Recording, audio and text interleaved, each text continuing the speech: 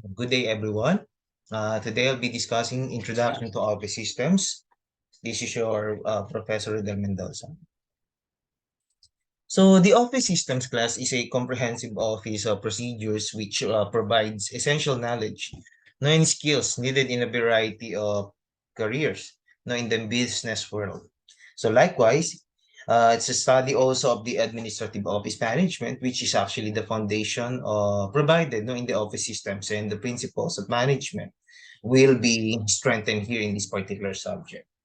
Um, Wherein the efficiency with which an organization manages its information is affected by several factors directly related to the administrative office management functions, including office environment, office employees, office systems, and a variety of office functions. So office systems class is a comprehensive office procedures which provide essential knowledge and skills needed in a variety of careers in the business world. So I want you to take note of that because there's always a new trend in today's businesses to increase the productivity while decreasing the cost. So many companies are reducing their staff. And one worker now does the work of many, as middle management is shrinking. So with the continuous change in technology, so employees are required to gain new skills to keep abreast of the changes. So today's workers need communication skills such as oral, written, and technological.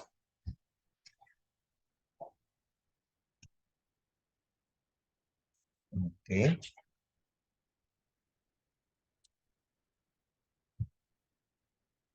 So next, we're going to discuss the office layout and the office environment. So, what is your idea about the office layout and the office environment? We have first the planning stage. So, this preliminary stage looks at understanding your working methods, the company culture, the brand personality, and how you currently use your existing space. It also helps to understand objectives and long-term goals. So, under the planning stage, these are the following questions that might arise, that you can question to the organization, also to the participating plantilla inside your organization. So, are you troubled with deciphering the exact needs, required when planning and designing your office space? So, how do you distinguish, what office furniture is needed and which would suit your needs best? So, is it a desk, a workstation, a portable desk unit? Are you underestimating or overestimating the amount of space you will require? So what is your working style? Do you have a tendency to spread out when you work? So do you like things out of sight? It could also a question of, are you more of a visual person? And we can also question ourselves if we're currently juggling space for our computer and papers all in the same work area. So how much lighting is needed to work more efficiently and effectively? And what type of lighting do you prefer? How much space will be needed for storing surplus supplies? Do you invest in lateral or vertical file cabinets, or how do you calculate future growth and space needs when planning your office? So in under planning class, it is an office involves many details, so including these concerns: the spatial design and layout, the electrical requirements, the lighting, and the ergonomics. And we're going to discuss first the spatial design and layout. Now, what does it mean by spatial design and layout? So, spatial design and layout class is the design of human environments, particularly the interior environment. So, working from the inside out, spatial designers think about how spaces feel, how they are organized, and how they might enrich the lives of those experiencing them. So, under the spatial design and layout, it is how you use your space, which is critical in determining how to structure the layout of your office. And when setting up your office, consider the following issues. You might be establishing primary and secondary work areas for these tasks like peripheral work, computer activities, o kaya yung mga projects natin. So we also need to question the plan for accessible file systems, no? Like the action files o kaya yung mga administrative files, like yung mga client files, no? Project files and referent files. Usually yung sa 201 sa mga plantilla, if if we're working in a human resource management, we're working on with the 201 file. Also, we're going to question the allocation of space for storage of office supplies. So when you talk about allocation of space, there should be a possible implementation of utilities like for the pens and pencils, yung staples o yung mga paper clips o kaya yung mga rubber bands, no? Also, yung mga marketing materials natin, yung letterhead, yung envelopes, yung company literature, yung fax supplies, no, printer supplies, and copier supplies. Next, yung mga electrical requirements natin, no? Electrical requirements are specifications, no, for buildings or projects which are written, no, in legal description of the work to be performed, no, by the electrical contractor, subcontractors, and electrical power utilities, no, and the responsibilities and duties of the architect or engineer, no, the general contractor and owner. Okay, pag sinabi nating electrical requirements class, ito yung mga outlets, no?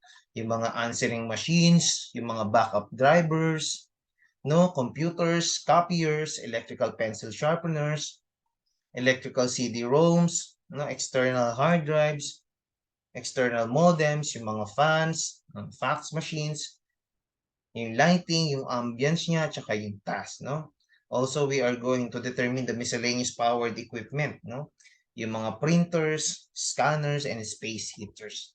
Yan yung mga concern natin sa electrical requirements. No, pwede rin tayong magkaroon ng concern about sa stereos, surge protectors, telephones, no, uninterrupted power supply o yung mga UPS systems. Pwede rin tayong magkaroon ng concern class sa mga telephone lines, no, yung mga business line, fax lines, and dedicated data lines.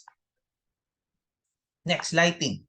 Lighting or illumination is the deliberate use of light, no, to achieve practical or aesthetic effects. Lighting includes the use of both artificial light, no, sources like lamps and light fixtures, as well as natural illumination by capturing daylight. So pag sinabi natin lighting class, ito yung mga lighting is critical of course, no, in an office environment, and we have to consider the three key sources. Yung ambient light, yung tinatawag nating overhead light. No, usually mga overhead light, ito yung mga white light, no, yung fluorescent light na malaki, no. Yung task light naman, ito yung mga individual workstations, usually para siyang uh, subordinate light, no? Doon sa ambient light. Sa next, meron tayong natural light. Ito yung syempre nanggagaling sa araw, no? O kaya sa moonlight. Pero usually, sa BPO kasi sa gabi, hindi naman sila gumagamit ng moonlight, di ba? Sa umaga, definitely you can use the sunlight kasi sobrang liwanag. But for sa gabi, parang ano naman, awkward or napaka-rare gumamit ng moonlight. No? Next, ergonomics. So, in talk about ergonomics, ito yung mga human factors, no, as it's referred to in other country like North America, which is a branch of science, no, that aims to learn about the human abilities and limitations, and then apply this learning to improve people's interaction with products, systems, and environment. Now, talking about ergonomic class, ito yung office work. No? An office is a room, no, where professional duties and administrative work is carried out. And the details of the work, no, depend on the type of business that are involved in, but will usually include using computers, no, communicating with others by telephone or fax, o kaya yung mga keeping records and files. So we have features of an office such as people, space, equipment, furniture, and the environment. It also must fit well, no, for workers and to feel healthy and comfortable to be able to work efficiently and productively. No, this is where ergonomics come in. Ang definition ng ergonomic sa class, ito yung science that seek to adapt work or working conditions to suit the worker, no? It's a study of the problems of people adjusting to their environment. Ano yung mga vital concerns na dapat natin pag-aralan sa ergonomics? According to ergonomics, no, si Sally Longyear, no? The following are the things of importance, no, that we need to be aware of. Number one, are your eyes really tired at the end of the day? If so, no, you may need to adjust your display or lighting, no, and to practice eye fitness training. Kaya nga we are working on with our eye exercise. So kaya kapag talagang malabo na yung mata, we are using eyeglasses, di ba? O kung ayaw mo ng eyeglass, you can use contact lens, di ba? Next question, no? Sabi ni Sally, are your neck or shoulders often stiff and sore? Parang usually kapag may sipon talagang may mga times sa sumasakit yung leg na nagkakaroon tayo ng stiff neck, 'di ba? Lalo na kapag malamig. But wala ka namang sipon at I think it has something to do with your chair height, no? Display or keyboard mouse that may need some adjustment, no? And check your reach distance and palm postures. Baka mamaya kasi baka sobrang taas ng table mo o sobrang baba, no? Na hindi na appropriate dun sa level ng ano mo ng work reach mo. Baka sobrang ano na layo, no? Next question, do you ever feel pain or discomfort in your back while working in your computer? No, if so, you might need to adjust your backrest o kaya yung posture. No? Next question, do you feel tingling, numbness, or pain in your forearms, wrists, or hands? So if so, your chair height or keyboard mouse may need adjustment. So also, we need to check our sitting postures and wrist position. Are your legs often stiff and cramped? Or do you have swelling and numbness in your ankles and feet, no? If so, your chair height might need some adjustment or you may need a footrest. No? Next, do you feel exhausted at the end of the day? So assess your lifestyle habits for possible contributing factors, so like yung good nutrition. Are we doing exercise? Are we resting? Are we having stress reductions? Baka kasi naman mamaya sa mga personal na natin ginagawa yun, it has something to do with the work na.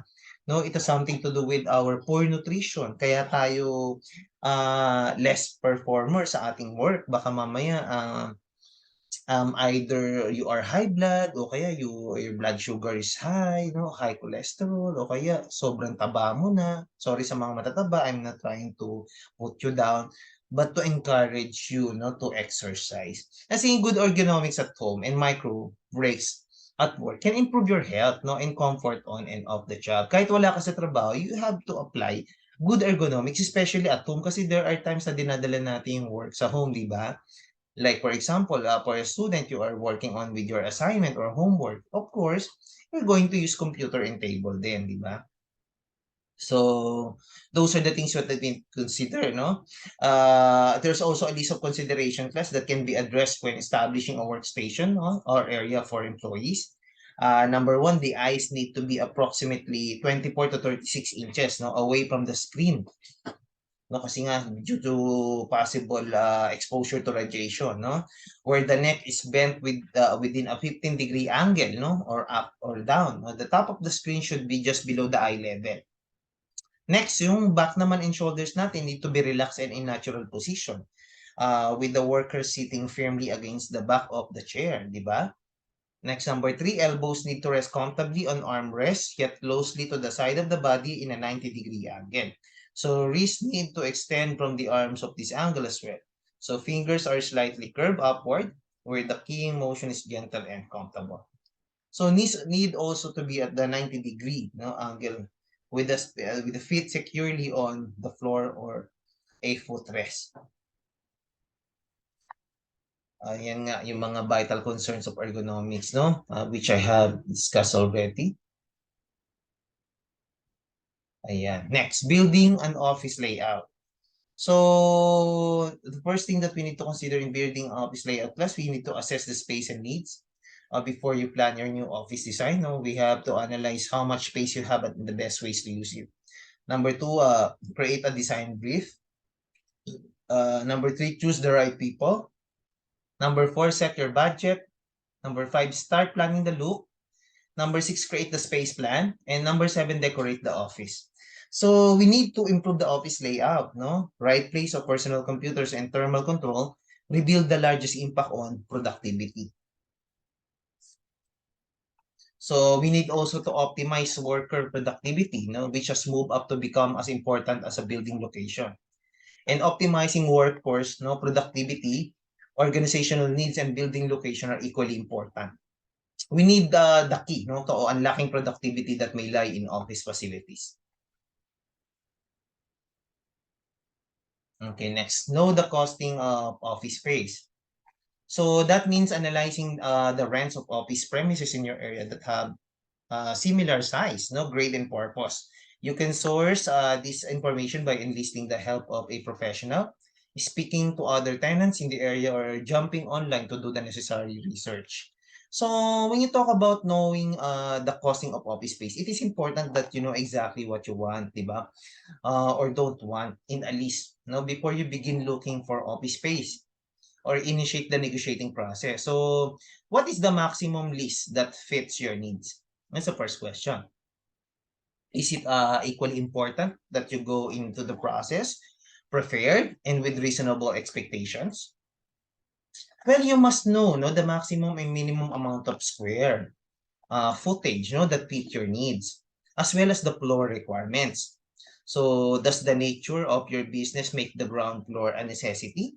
Or it is just a panoramic view no, from the conference room important to you? Do you want to build up no, of the office from the concrete, no, meaning totally new floor, carpet, or walls, etc.? Is there a security system in the existence of office space, or do you require one like yung mga CCTV cameras natin, di ba? Is the heating on and air conditioning individually maintained? So if not, how will you be charged for it? So the more that you require, the less negotiating room will have. On the other hand, now make sure you and the realtor find out important information like the occupancy ratio over the last year. Leasing space for your company affects profit. Employee satisfaction may and ability to grow. No, plan ahead. Know what you're looking for and be ready to shop aggressively. Okay, next, an open office concept. So open plan office or open office is a working environment where there are no internal walls and no division, no smaller offices. These working settings are popular among many companies worldwide because their main purpose is to inspire communication between employees. So, ito yung mga ano no, when you choose how to plan the office, you are faced with the decision no, of an open plan or separate offices. Yung mga decision na yan should be based on knowing the advantages and disadvantages of both. So ultimately, no, the decision needs to be about what is best for the company or business. Yun nga lang, we have so many advantages for that, which will be beneficial. So like yung open plan offices are more economical. You are more able to provide more workspaces and more place no employees in an office. Studies no that have been done to show that the cubicle type working area does not no affect productivity as of yet. And the estimate that the cubicle area could be even up to 21% no smaller without affecting productivity. So with the closed plan office, the amount of work office spaces and employees is less. And communication is easier between workstation and department. There is also no time wasted no between offices because everyone is in the same area. Eto yung class yung mga dapat nating consider no which things are easier for the supervisors. No? So everyone in the centralized area. There's no need to track someone down from the office to office. Okay, so managers and senior managers are in constant contact no, with the staff. Also, yung mga expenditures are economical comes to money that is put out for air, conditioning, and electricity. Next, open office environment and health. A healthy office workplace is more than just safe. It considered health practices, no? The physical work environment, the psychosocial environment, natural light, ergonomics, green space, noise, food, choices, exercise, commuting, fairness, and flexibility are all important to employees. Ito yung mga office environment natin class, which is a combination of lighting, temperature, humidity, air, and quality and decoration. Ito yung office that can be a healthy and comfortable to work if in the correct combination of these elements is maintained. Number one, temperature. Siyempre, a comfortable temperature must be maintained, no? Usually between 20 to 26 degrees Celsius. So office environment can be localized. A desk situated in the direct sunlight will be much warmer than the average temperature in the office, and a desk situated directly under the air conditioning vent, which can be cooler than the average.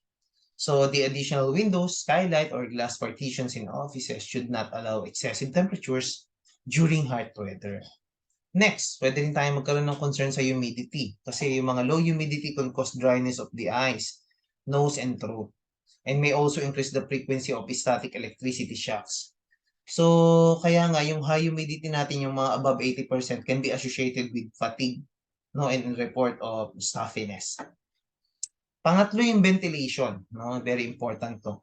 Office should be ventilated either naturally or artificially. No, where mechanical ventilation of air conditioning is provided, make sure no that the system is regularly checked, kept clean and well maintained to prevent growth or Legionella bacteria or other organism. Contaminated air din, di ba? Contaminants in the office can include bacteria, viruses, mold spores, and dust, no? Solvent vapors or chemicals generated or used in the building. Kaya tayo magkaroon dapat ng mga reduction of air contamination, no? Like yung mga effective air filtration. All right, that's it. Thank you for listening, class. I'll be giving you an activity, no? After this.